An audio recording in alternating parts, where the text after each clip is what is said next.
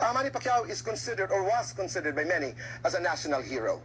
Pero itong kanyang mga binitawang salita para ho sa akin ang aking opinyon dahil ako'y tunay na saktan, he crossed the line.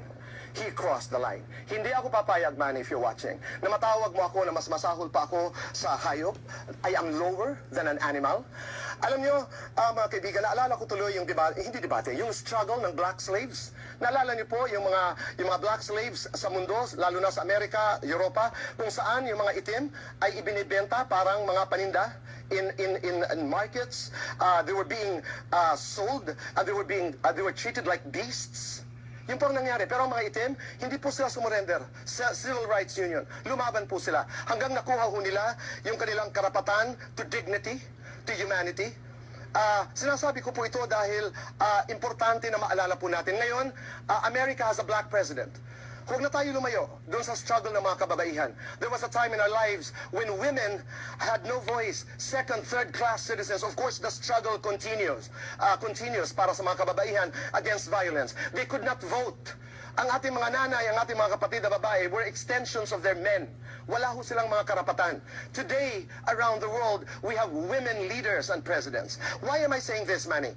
Dahil gusto ko malaman mo na hindi sila tumigil sa kalalaban para sa kanilang mga karapatan. At kami sa LGBT community, hindi rin kami titigil hanggang sa dulo ng buhay namin, hanggang kamatayan. Ipaglalaban namin ang aming karapatan to equality, to dignity, dahil ninakaw ito sa amin. I am not begging Manny Pacquiao for dignity. I am not begging you for respect. I am not begging you for my humanity because you do not own my humanity. Akin yun, that's my birthright. So, ang amin lamang, dahil pinipilit ng ibang tao na ito'y nakawin sa amin, ilalaban namin yan. Common sense ang pinag-uusapan mo, sandali na lamang ito. Common sense. Pag-usapan natin ang Presidente ng Amerika, Barack Obama. Anong sinabi ni Obama?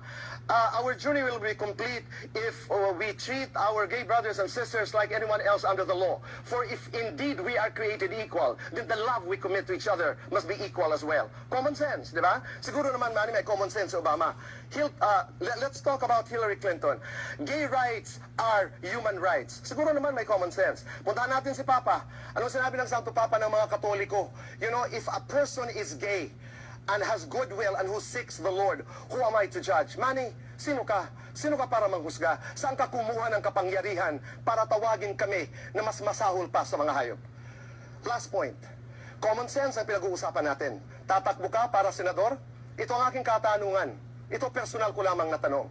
Palagay mo ba, iboboto ko mga kababayan dito sa studio, sa inyong mga bahay, iboboto ko ba ang isang tao na ang tingin sa akin ay hindi tao? Iboboto ko ba ang isang tao na ang tingin sa akin ay mas masahol pa sa hayop? Manny, ang kasagutan, salita mo, common sense.